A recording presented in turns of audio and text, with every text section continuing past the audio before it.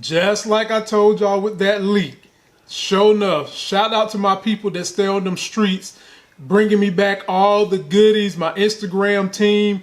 Anytime you guys find leaks for TV shows, even those I don't review, hit me on IG. Well, we saw what happened to White Nic. Let's break down the rest of this episode and see where they're going to go. If you're finding me for the first time, please subscribe to the channel. Be sure to turn on notifications so when I drop videos, you get them. If you want to be down with the Leak Squad, the Info Squad, please join me on Instagram. Let me know when you find news about Power and any of the TV shows we cover. Also, be sure to subscribe to the Life Gains Financial channel. Over there, we're covering stocks, real estate, building your credit, building your business. And even if you're trying to grow your YouTube, we're going to be dropping info on that as well. This episode starts off with Raq leaving the hospital. Scrap's in there. He's not dead. So all you people that thought that Scrap was dead, he's alive. And guess what? We have a special guest. Look who's decided to join the review team. Oh, Crystal has returned. We ain't seen her since Power 6 before the baby was here in 2019. Young, spry Crystal. Yeah. Oh, new hair Crystal. So what made you decide to come out here and review this show this time? You just watched it and you felt the need to come and get in front of the people. What made you Well, we got a little help thanks to Grandma. Okay. Grandma in the house, so I can play a little bit. A little bit. Anyway, we was just picking up right here. Raq is in her Land Rover, and she's getting a phone call from her brother Lulu. Last time we seen Lulu make a phone call via the payphone, it's because somebody was about to die. D. Wiz, poor fella. Just got his first nut and then died. Damn it, man. Well, now they at war with Unique. Every time I see him, I think of Bobby Brown. Thank you. Thank you. Oh, y'all been saying that? I've been saying that. Yeah. I've been saying that. He I've like been saying Bobby that. Brown character. That's where they got their inspiration for him. I've been saying that. So basically in this conversation, she's like, we at war. We been at war. We got to handle our business. So he goes stalking this dude right here, who is the one that turned the gun on Scrap. Did you think he was going to actually execute killing this dude? What'd you think? Did you feel bad for the brother? How'd you feel? No, I mean, I thought he had it coming. And I thought it was just going to be a simple mission. Simple kill? Yeah. Desert Eagle? Yes. He had the wrong gun. That's what he said. Said he had the wrong gun. I don't know, man. I don't know. Lulu is not a bad shot. He don't miss like that. A part of me feel like Lulu wanted him to escape. That's what I'm feeling. But we'll see. Yeah, that was a mess. Yeah, it's like that type of gun that you were shooting with. How you? Then it's impossible to miss. You would think. Tommy wouldn't have missed. Oh goodness, he had all the time in the world to get that done, and screwed it up. But I'm starting to think that this whole crew is just a bunch of kind of bumbling fools. Even Raq. The fact that Raq keep trusting them got me side-eyeing her a little bit. Well, she don't. Like how she's running her organization. Only one she trusted Lulu. And look what Lulu did. This is his first time messing up. Oh, Marvin, on the other hand, we constantly see him messing up. He's so messed up to the point where he is basically biting the hand that feed him. Got a side deal going with her son, and you've seen how she reacted to Symphony coming between her and her son. Imagine how she's going to act to her own family when she find out what's going on.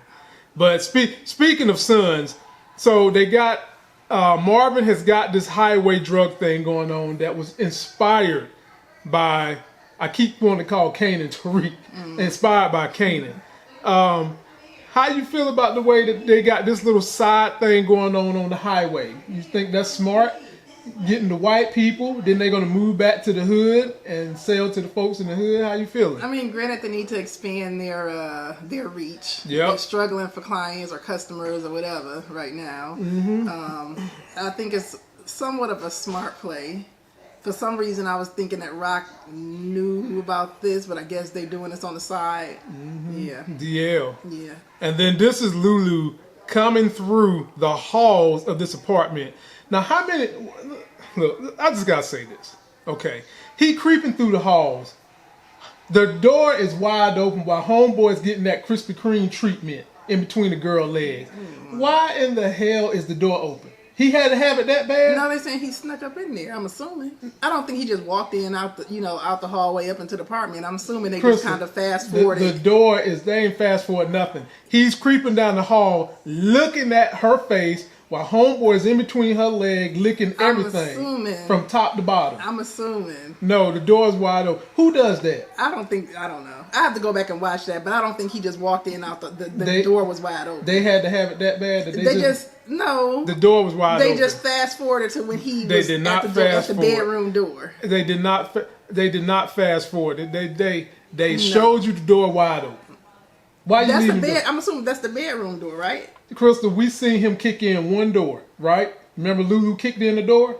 Okay. Remember he shot up a door that Unique's homeboy closed. Mm-hmm. He closed the door and then Lulu kicked in that door. That's the only door that Lulu had to forcefully go through. We got to go back and see it because I don't agree to that yet. Let me go back and see. Well, I'm asking y'all, who does that? Do y'all ever just come home, leave the door wide open, then just get into a session? Hell, we don't, and we never will. But how did he miss? Homeboy was able to get out the window. It makes no sense. Did you see the look on the girl's? Look at the girl's face. Yeah. When she saw that gun in her face. He could have started shooting then. He could have got him. Crystal, he could have started shooting from down the hall when the door was wide open. And so the fact that you can flop on something like that or mess up on that tells me... I feel like Lulu wanted him to live for some reason. I hope not. And then homeboy gets out of there. He's running like Usain Bolt. Fast as hell down the hall. I seen the wind. He was running fast enough he could have took off like an airplane. Homeboy was speeding. And would you run down the middle of the street like that? Hell yeah. You know somebody about to come out the apartment looking for you. And you running dead center you down want the to be middle in of the street. You want to be in the light so that, that might deter them from trying to shoot at you. If you in the darkness. Not the way that they roll. I was thinking that he should be stooping behind stuff and hiding up. Because he don't know where you went. But if he come outside and get in his car and see you running dead center down the middle of the street, you easy to find. But also, if there's police out, that they can help you out with someone trying to kill you, in the middle of the street. Versus you don't think that he should be hiding under cars and waiting till Lou left. Oh hell no! You get out of there, man. Then we get on to the scene where Kanan has set up a dinner with his mama, Davina, and guess who pops up? My boy, old Symphony Basket. Now, I got to tell you, I wasn't all that thrilled that he came back this quick. You really ain't do nothing wrong, Symphony. You put your foot down when you walked away from this woman, and now you just done pop back up upon the beckoning call of Kanan, that might be the reason why he came back. Kanan is a kid who don't have a whole lot of strong, positive male figures in his life, so maybe for the sake of Kanan, he came back. What'd you think about him coming back? And then the way he lured her in, he went on diversity again. He talked about how he liked white people music, white people singing. She basically said, you shouldn't tell nobody that, but you know what? She bit the bait. Mm-hmm. Next, I didn't really think nothing of it. I mean, I'm not surprised that he came back trying to get in. Why are you not surprised? Because the pain. Because he didn't want to split up in the first place. And so this is the first opportunity. You said he put his foot down when he left. He did. She the one sent him off. He ain't want to go. But I mean, he could have stayed there and begged and pleaded and No, he just turned around and said, you know what? Okay, it is what it is. Bye. He probably figured it wasn't no point in doing it, but now he got an in through her son. Mm-hmm. Kanan is the only one who can kind of pull something like that off. Everybody else should have been pissed at. So I still don't like him coming back this fast. You make her butt wait. You make her sweat a little bit. Ain't no panty draws that good, Symphony. Not even hers. And while they're out there, they have their little dinner. They're talking about this building, the Dakota, and he's dropping that diversified black dude knowledge on them again. And actually, Raq is into it, which is what attracted her in the first place. The fact that he's a diverse black dude kind of got her in the first place. But now what's more important, Kanan is into it. Kanan is actually listening to this dude because he's got Kanan's trust. I feel one of these days that's going to get Symphony in a whole lot of trouble. We'll get there. We'll get there. We get our first scene with White Nic and Jukebox. And basically White Nic is inviting Jukebox to a gala, a ballerina gala. She wants her to get an outfit. Talk to me about how you feel about their relationship, honey. I mean, it's fine. That's it's fine. I like Jukebox, so you know. You don't like White Nic? No, she's fine too. I think they're good together. Yeah, I like White Nic too. White Nic's alright. Then we get to the scene where, oh Lord, Davina is back home with Kanan, and the mama is down south somewhere. So Davina's basically taking care of the baby. And Davina's basically a baby. She in high school. She's like 15, 16, whatever the case may be, right? And Davina heard The Streets Need a Body, the song. And she's like, Kanan, you hang with him. What's up? Talk to me, honey. What was going through your mind when you saw how she wasn't letting it go? She feel he knows something, and he ain't telling. Right. And I think it seemed like she's done with him, because the evening ended kind of sour for her. Maybe because, you know, she got the baby pushed back in her face, and now she got to take care of the baby. But it seemed like that was a, you know, bad Kanan. I ain't dealing with you no more.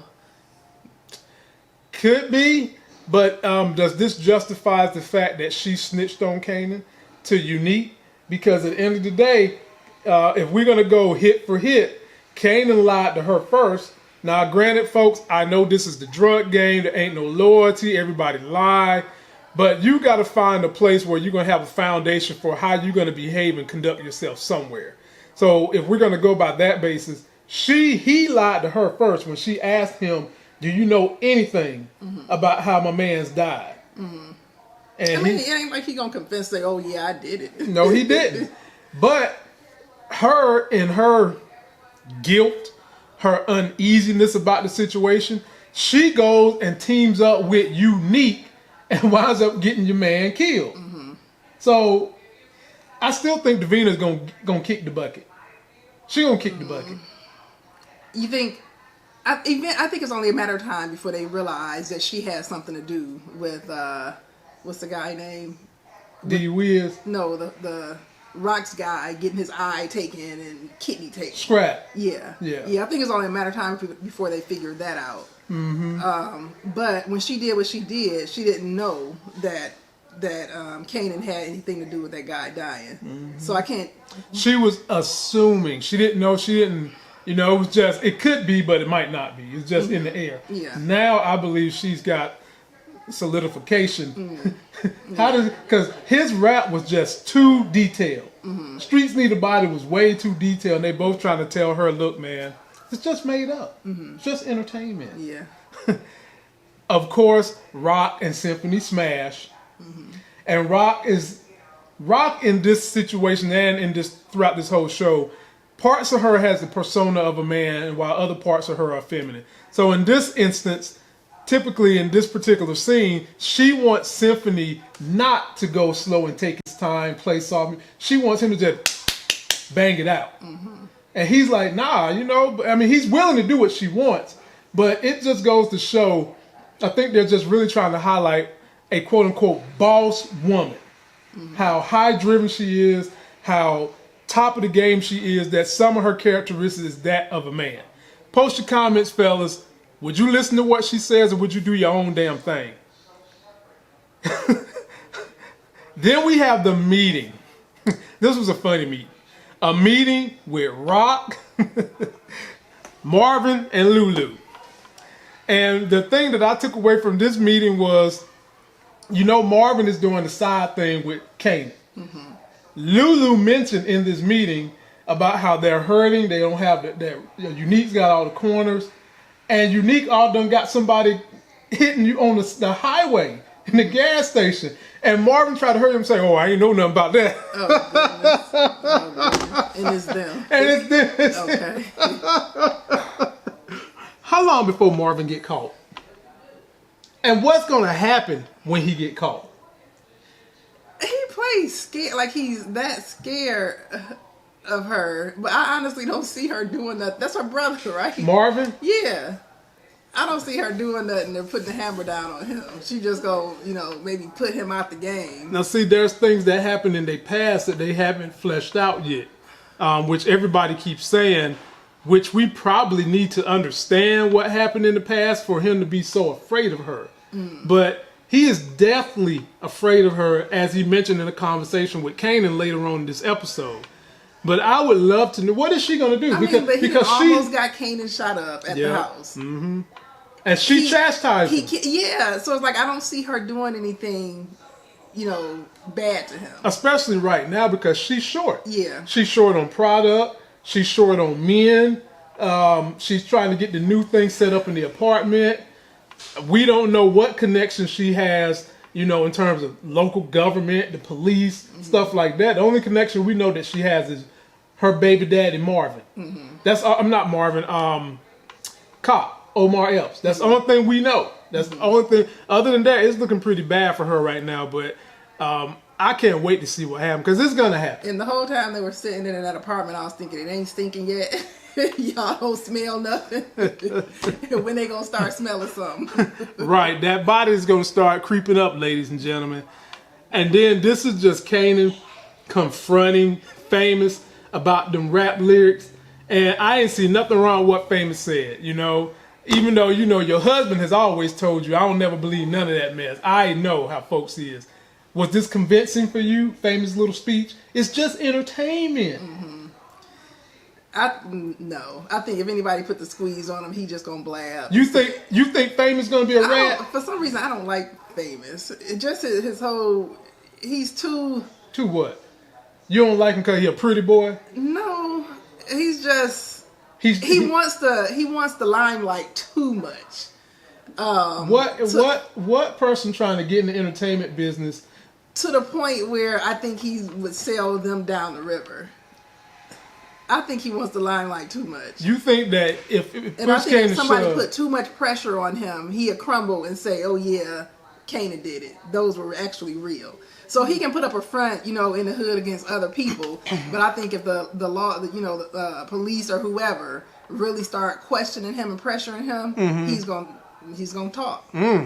Hot take, my people. Wife done got up here after damn near 2 years and said she think Famous gonna sail the family up the river. Maybe. And then we get Jukebox, who's supposed to be looking for a dress.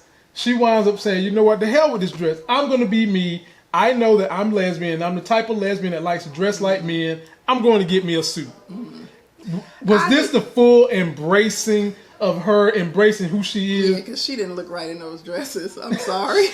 She did not. First of all, she had on a sports bra and she had on balling shorts. They were boxer briefs. No, they were balling shorts. Those were balling shorts. Go to the basketball court and play Allen Iverson. Look, embrace who you are. Yeah, I did not get why her eyes lit up until this moment when she walked out and said the dresses were sitting in the room. I'm like, what is she? And I even rewound it to see why did she light up? The men's clothing was in there, the suits. I didn't realize that. See, ladies and gentlemen, only this YouTube channel do you get insider details into what they be doing on these shows. That's why you subscribe to this channel, and that's why you stick with me.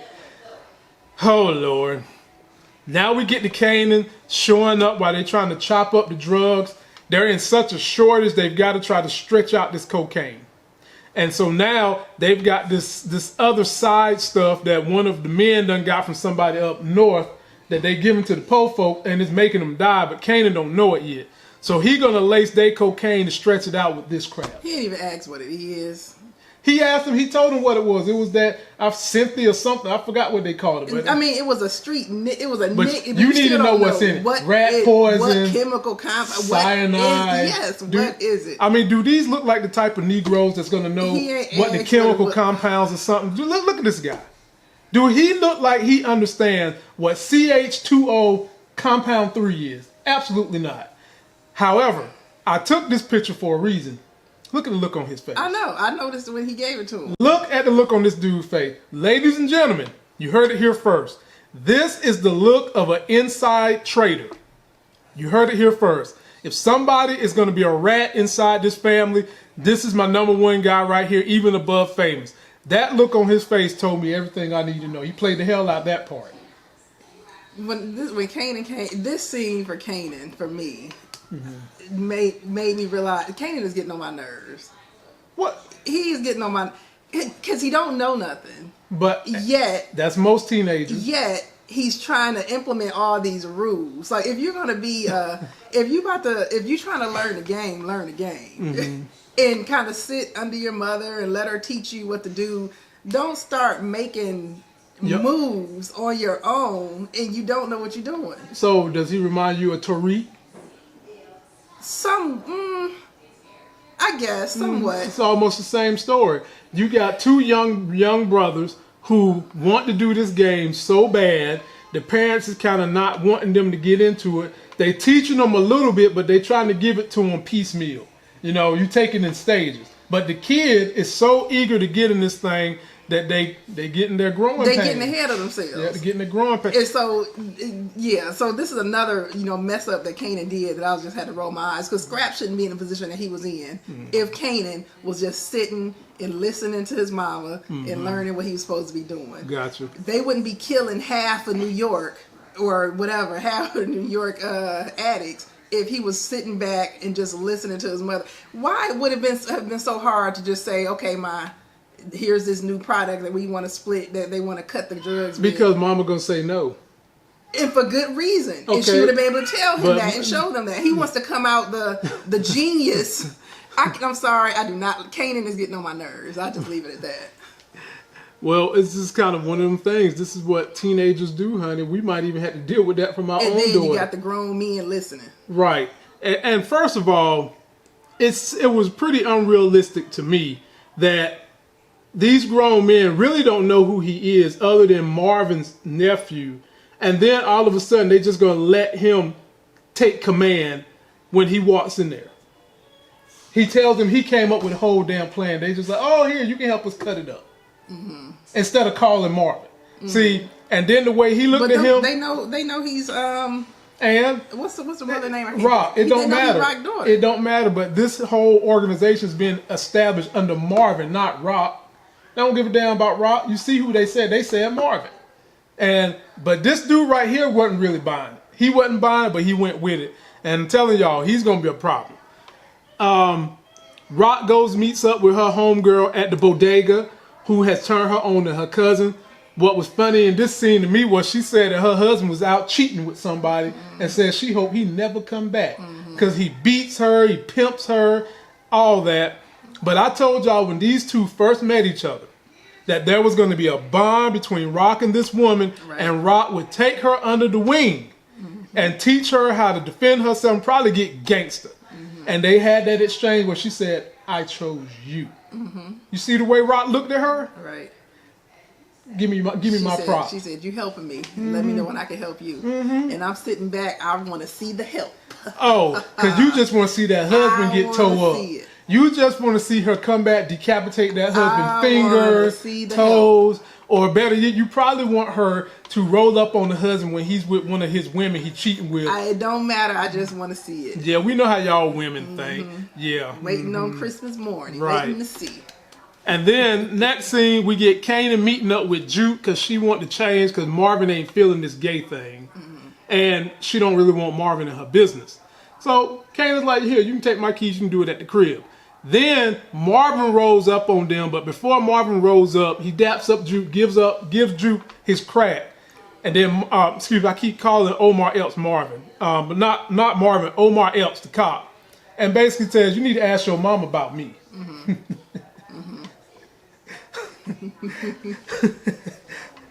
Is Kanan going to be receptive of Officer Omar when he find out the truth? Truth is going to come out. I don't think anyone would. Especially you lived all your life thinking somebody else is your daddy, and then is this guy who been lurking around all this time? No, he's not. Not only is he lurking around because he needs something. He needs a transplant. Right. It's not just that. But we've discussed how we think that's going to go down, ladies and gentlemen. We know it's going to go down in a very, very precarious manner. They're distributing all the new rock, the blue tops that Kanan done put out there, and it's making Negroes drop out and die. This was a graphic, horrible scene that just made you think about what the crack epidemic did in America when it was big time. And every time every time you taking a hit, you taking a chance. You don't know what you're doing, what they didn't put in it. You just hoping you take another breath. But here's the problem, honey. We have half of America that don't even believe in things that's FDA approved. They feel like the vaccine, you taking a chance. You might die. So why not believe these people on the street? This is on a whole nother level, I think.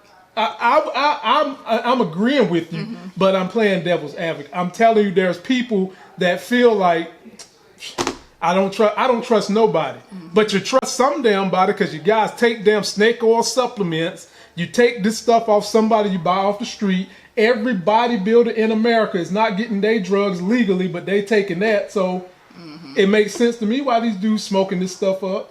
You know, I feel bad for them, and they smoking and dying basically. Then, go ahead. No, I was just thinking when the guy saw the first guy take his hit,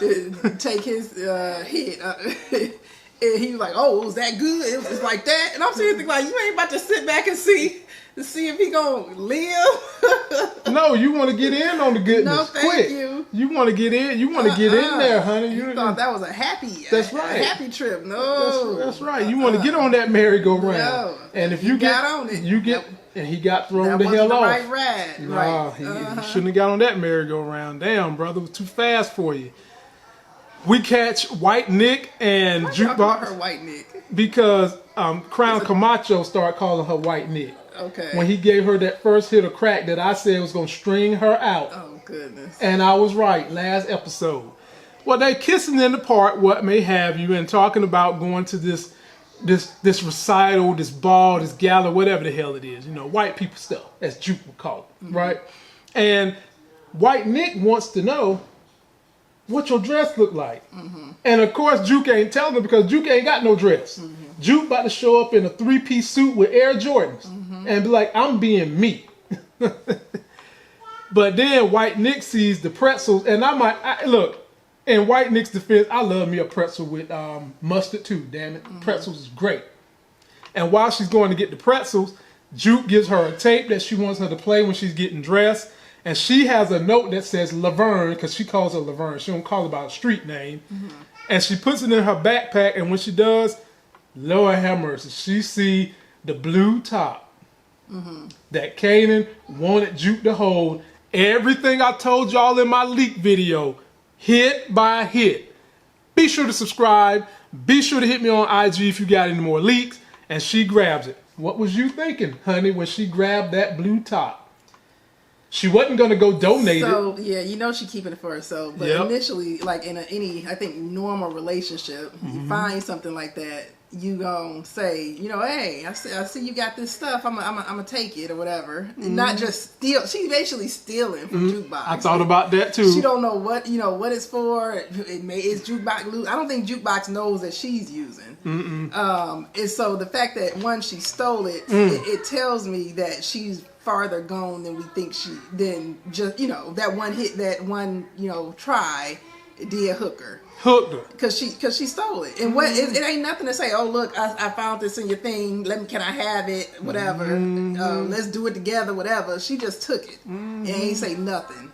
And so that speaks volumes right there. Like homeboy said in Marvin Cuthouse, crackers, she found her crack. I actually felt bad, to be honest with you, because the fact that she didn't tell Juke, she just took it, it tells you that she's more concerned with the crack than she is Juke. I mean, end of the day, you could have told Juke, but you didn't. You could have, that was a simple conversation. Yeah. Next scene, we get Marvin confronting Kanan and his #1 guy about infecting the streets with stepped-on crack, with something that's killing them. Marvin actually has enough smarts to say you don't want to give him something that's going to kill him because #1, we're losing our customer. Then #2, you're going to get the feds involved because it's white folks. If it end up in the wrong hands, yeah. So what you think about this? Saying homeboy basically snitched on Kanan at this point, running his mouth. But I'm telling you, that's the face of a turncoat. Well, Kanan wanted the credit for everything. He puffed out his chest and said, you know, you do know who I am.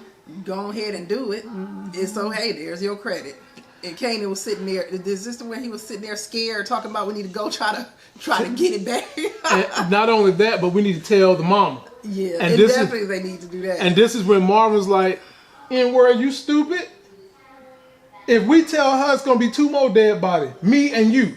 So he is scared of the heavy hand of Raq. He's scared. So now he don't want to. He not. Oh, I'm sorry. You can't get on my nerves. Just go. Whoa. Go. Okay. Okay, we'll save that debate for later. Raq done met up with the cousin of homegirl at the bodega, and they watching the fight. We learned that, you know, her pops used to be a light boxing fighter. Wasn't no good, but hey, he boxed. She's meeting with, y'all know, if y'all never watched my DC Joker video, I can't stand when somebody spell their name Jaquan but want their ass to be called Joaquin. His name, he calls himself Joaquin and it's spelled Jaquan. And bruh, I will not be calling you no Joaquin. Your name is Jaquan. She meets with Jaquan about drugs. And Jaquan's body man sitting back there with Lulu is talking about how he loves Streets Need a Body. Here's the kicker. He mentioned that his brother works for BMG. And I don't know if y'all remember back in the day, BMG was the people that would send you a disc for free, but then they want you to pay for the rest of them. You remember them? So his brother worked for that. Keep that in mind, because this might be another double crossing coming to Raq from right inside her own house with Lulu. Break down this whole scene, honey. How'd you feel about it? This is just, introductories. It looks like they hit it off. She got Lulu and he got his version of Lulu. And so they all hit it off. And so I think it's going to go down. If they hit it off so well, why he didn't let her go ahead and talk numbers? He said, I've been some other time. But she needed drugs now. Yeah, but when he left, she turned and looked at him like, yeah, we did it. This going to work. Okay. I think he's going to want more than money. I think he's going to want a deeper connection. What that is, I don't know, but it's not going to be this simple.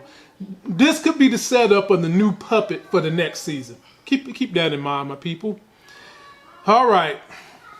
This is when we confirm that the mama 100% know Nicole is lesbian, but is in denial.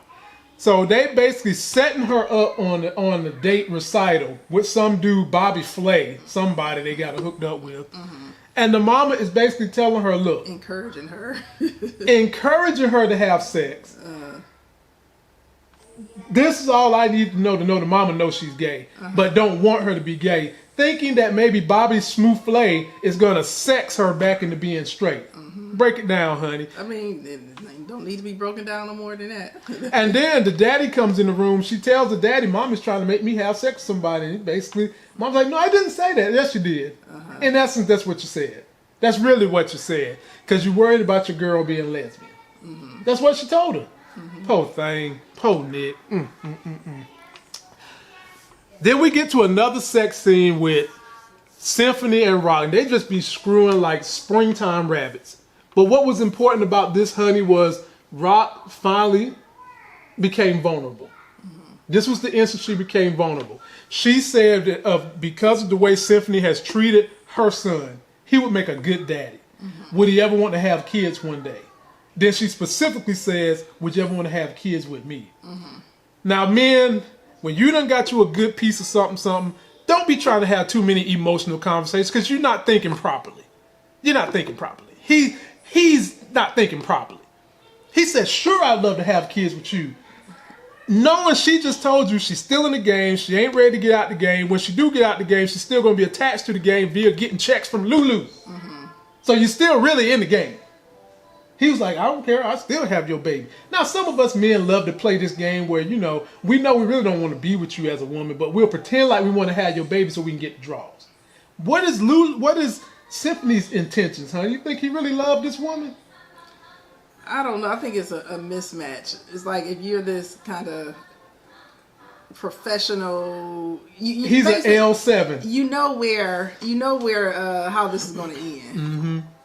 And for you to get entangled or whatever with this woman who's trying to be a drug kingpin, where do you think that's going to go? Up the river. But on the way up the river, it could be a great ride.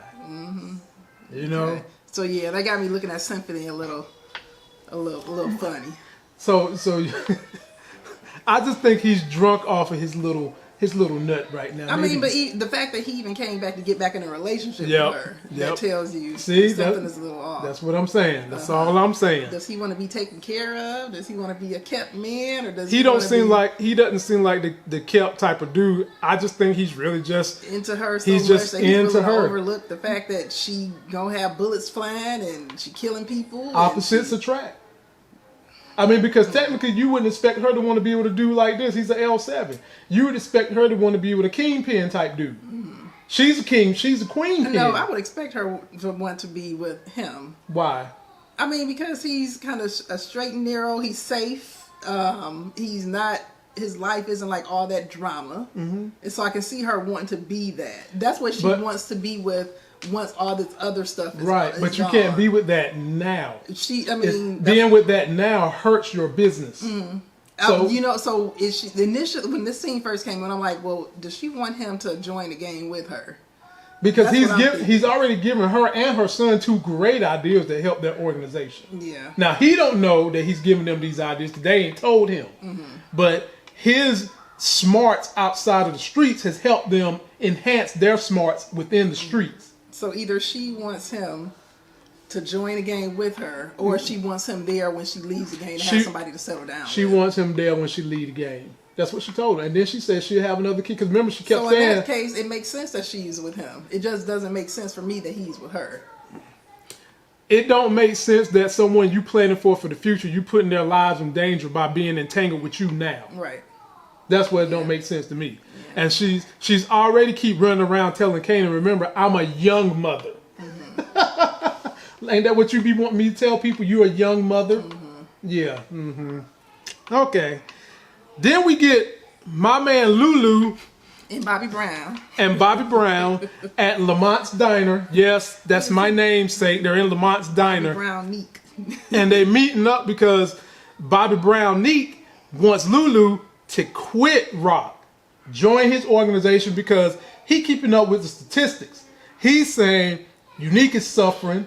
I'm going to finish her off. I know you got double skills. You're a great leader and a general. And I know you got aspirations in business. You want me to tell you what this is the beginning of, honey? What? My folks in New York will realize this. The Supreme Team versus Murder Inc.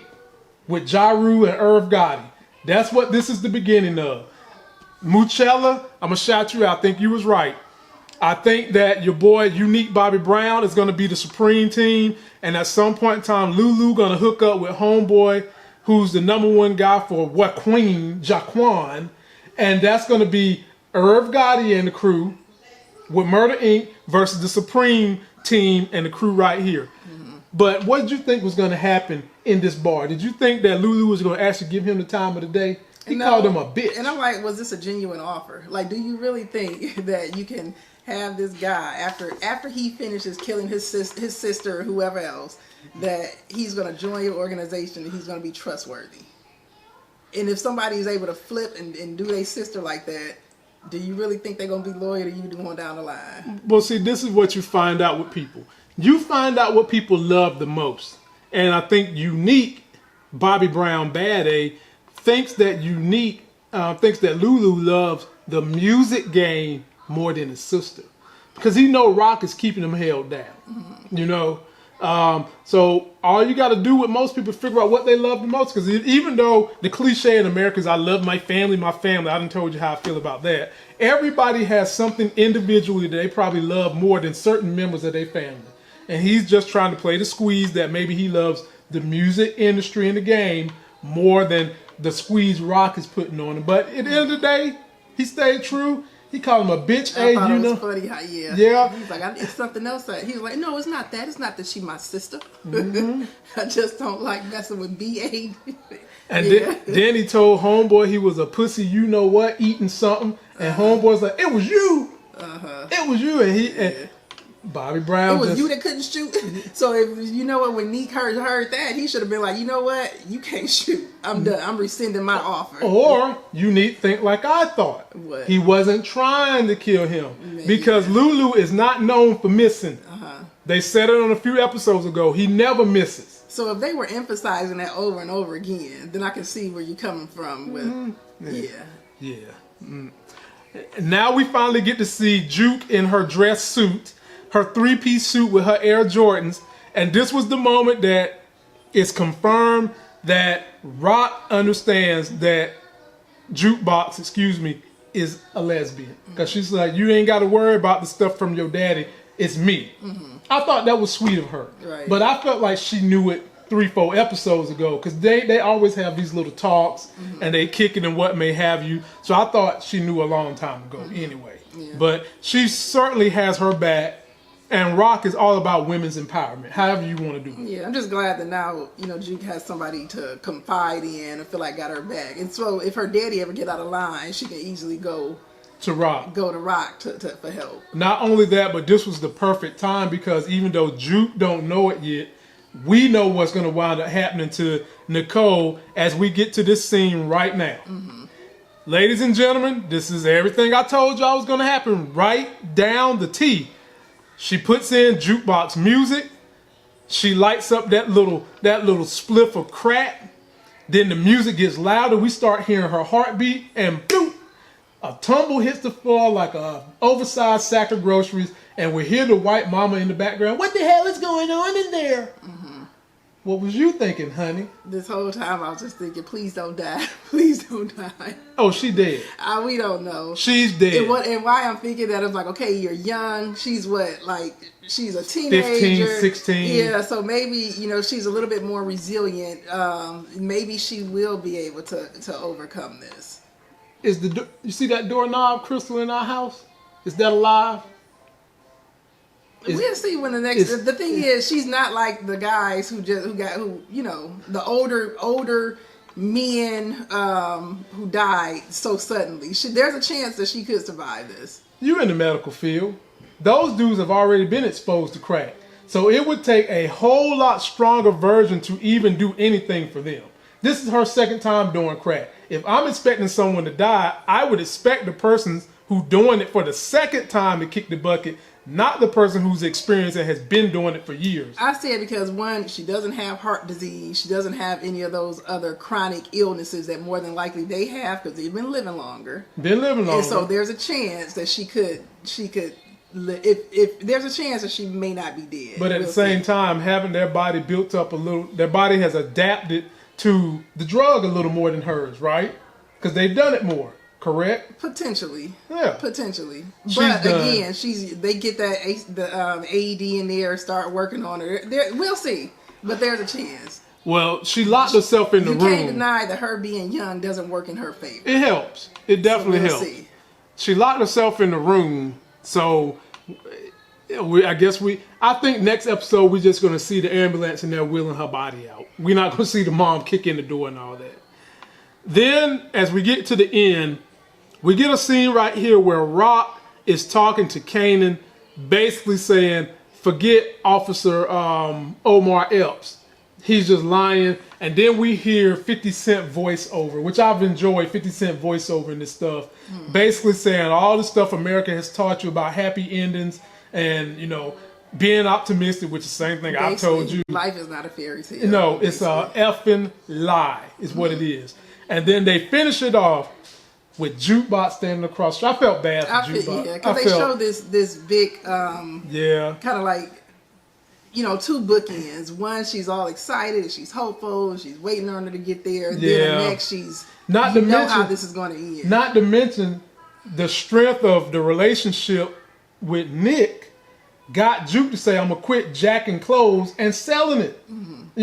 Love can conquer some things. Her love for this white girl got her to say, I'm going to quit doing this bad thing in my life because I love you so much. And I feel optimistic about life that I can do better with you being attached to me, which happens a lot. That happens a whole lot in life. We just seen it on Shang-Chi yesterday in the movie, the Marvel movie.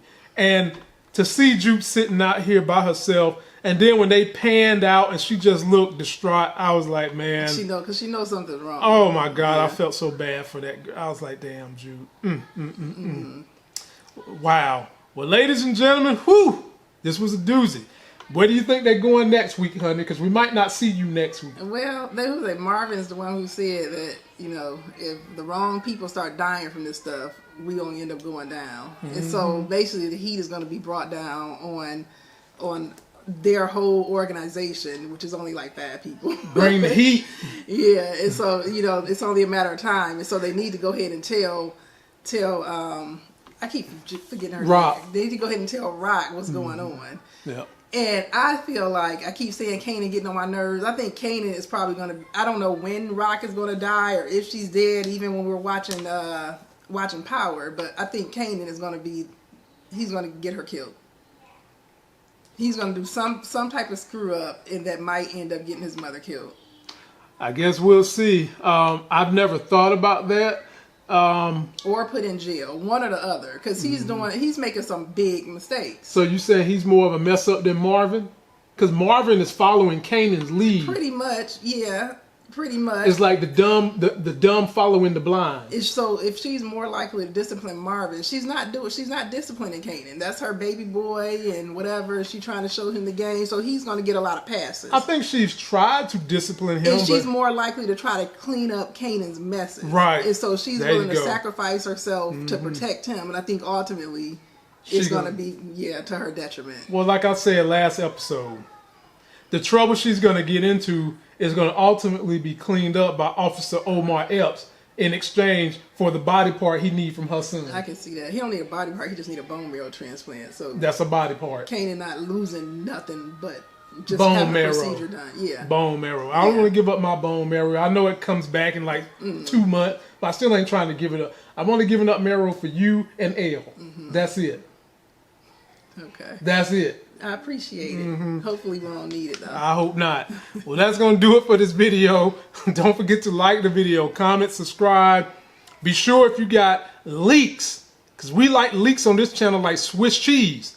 Hit me on Instagram. Be sure to go subscribe to the Life Gains Financial channel so I can help you guys continue to build on quality of life through financial literacy and fitness. That's what we call Life Gains. Until that next Sexy as Hell video, we'll see you.